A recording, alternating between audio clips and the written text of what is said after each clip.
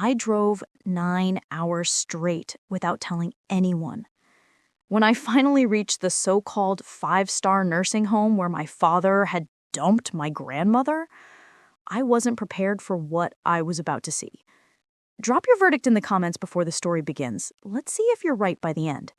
And if you love revenge stories, don't forget to like and subscribe. My name is Sophia Langford, and this is the story of how my own father left my 89-year-old grandmother alone in a hospital gown in a nursing home, and how I took her away and made sure my entire family paid the price. My grandmother, Elamar, raised me more than my own parents ever did. After my mother passed away when I was 12, it was my grandmother who stepped in and took care of me. She was the only real family I had. 2 years ago, my father suddenly decided that my grandmother should be moved into a nursing home. He kept saying it was for her own good and that the facility was 5-star. I was against it from the beginning. I told him I could take care of her at my place, but he refused. He said I was too busy with my job and that a professional facility would be better. I didn't have much power back then, so I had no choice but to agree. For the first few months, I visited her every other weekend. But slowly, my father started making excuses. He told me she was settling in and that too many visits would confuse her. I started visiting less. I trusted that she was being taken care of. I was wrong. One evening, I got a call from an old family friend who had gone to visit my grandmother. She sounded disturbed. She told me that my grandmother looked weak, her clothes were dirty, and she seemed confused and neglected. That phone call shook me. The very next morning, I got in my car and drove 9 hours straight to the nursing home without informing anyone. When I reached there, I asked to see my grandmother. The staff seemed surprised that someone had come to visit her. They took me to her room. What I saw broke me. My grandmother was sitting alone by the window in a thin hospital gown. She looked frail, unwashed, and completely forgotten. Her hair was messy, and she'd lost a lot of weight. When she saw me, her eyes filled with tears, but she didn't even have the strength to speak properly. I held her hand and asked softly, "Grandma, how long have you been like this?" She just looked at me with empty eyes. A nurse walked in a few minutes later. When she saw me sitting with my grandmother, she looked genuinely shocked. We thought she had no family," the nurse said quietly. "No one ever visits her. We didn't even know she had a granddaughter." Those words hit me like a slap. I looked at the nurse and asked, "What do you mean no one visits her? My father pays for this place. He told me he comes to see her." The nurse hesitated, then said, "Ma'am, in the last 8 months, no one from her family has come even once." I felt my blood run cold. I looked at my grandmother again. She was sitting there like she had already been abandoned by everyone she loved. That was the moment I made a decision. I wasn't going to leave her here, and I wasn't going to let my family get away with what they had done. I stood there in the nursing home room, holding my grandmother's cold and fragile hand. She looked at me with empty eyes, as if she had already accepted that no one was coming for her. The nurse's words kept repeating in my head. We thought she had no family. I turned to the nurse and asked in a low but firm voice, "How long has she been like this?" The nurse looked uncomfortable. She glanced at the door before speaking. "Miss Langford, your grandmother has been here for almost 10 months. In the beginning, your father used to visit once or twice, but after the first 2 months, no one came. We'd tried calling the contact number on file, but no one answered. We even sent letters, but there was no response." I felt my chest tighten. "What about her medicines?" I asked. "She looks heavily sedated." The nurse hesitated again, then said, "She's on high doses of benzodiazepines and anticholinergics. These medicines are usually given for anxiety or sleep, but the dosage she's on, it's very high. It can cause confusion, memory loss, and make elderly people extremely weak. We raised this concern with the family once, but they said it was the doctor's decision." I looked back at my grandmother. She was staring out of the window with a blank expression. She didn't even seem to recognize that I was there for more than a few seconds. I turned to the nurse again. "I want to see her medical and financial records, all of them." The nurse looked hesitant. Those are confidential. I'm her granddaughter and her only living blood relative who actually cares, I said sharply. If you don't show me the records, I'll get a lawyer here within the hour. The nurse finally nodded and left the room. 10 minutes later, she returned with a file. As I went through the documents, my blood started boiling. For the past 8 months, large amounts of money were being withdrawn from my grandmother's pension and savings account. The withdrawals were being made by my father and my mother. Thousands of dollars were being spent on vacations, luxury hotels, and shopping, while my grandmother was left alone in a diaper, unwashed and sedated. My parents and sister were enjoying trips using her money. There were also multiple entries for family visits that never happened. I closed the file and looked at the nurse. I'm taking her with me right now. The nurse looked worried. Miss Langford, we can't just let you take her without proper authorization. I don't care, I said. I'm not leaving her here for even one more night. Prepare her discharge papers.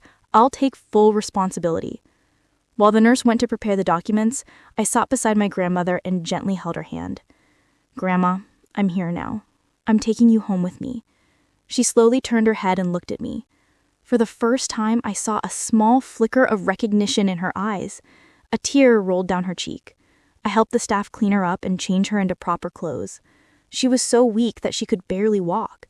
I had to support her with both arms as we slowly made our way out of the nursing home. Just as we reached the reception area, my phone started ringing. It was my father. I picked up the call. Sophia, what the hell do you think you're doing?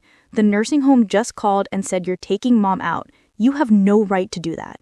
I stayed calm and replied, I have every right. She's my grandmother, and after seeing the condition you left her in, I'm not letting her stay there for even one more minute.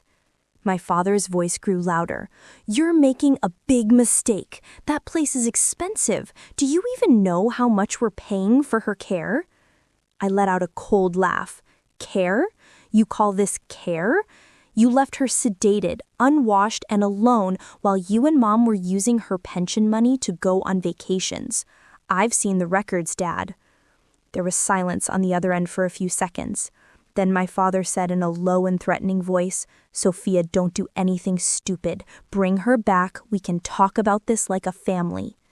I looked at my grandmother, who was weakly holding on to my arm, and replied, We stopped being a family the day you abandoned her here. I ended the call. As I helped my grandmother into my car, I made a promise to myself. I wasn't just going to take her away. I was going to make sure that everyone who did this to her would pay for it. I drove my grandmother back to my house that same night. She was extremely weak, but being out of that nursing home already seemed to bring some life back into her eyes. I settled her into a comfortable room, made sure she had proper food, and stayed by her side until she fell asleep. The next morning, I contacted my lawyer and showed him all the documents I had taken from the nursing home. The medical records, the high doses of medication, and the bank statements showing large withdrawals from my grandmother's accounts.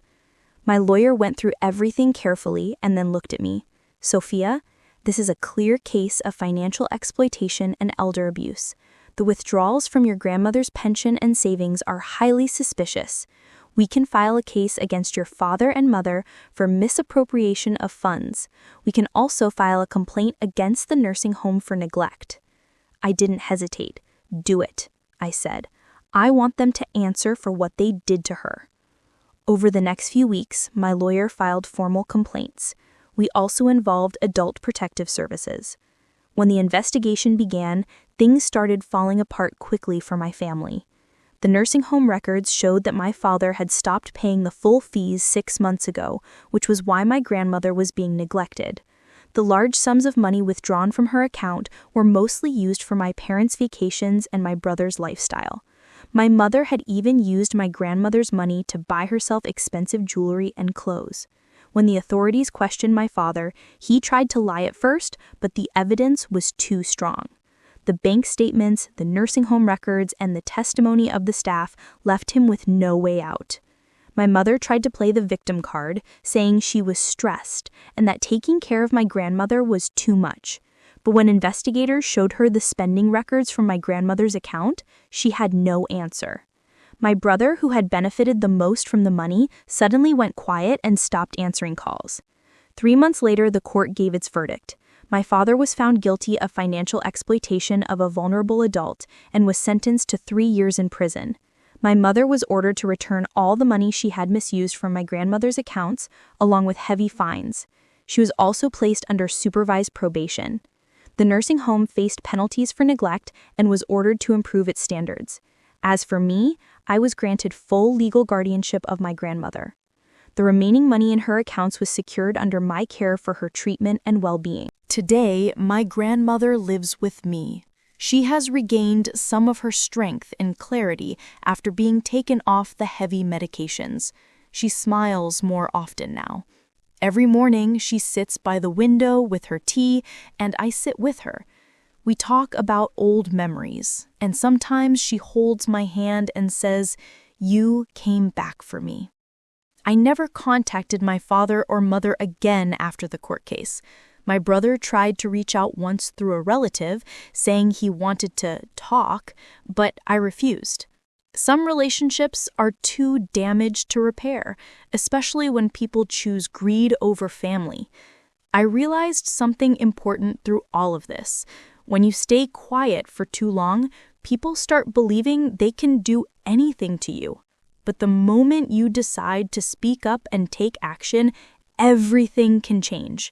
Protecting the people you love sometimes means standing against the very people who were supposed to protect you.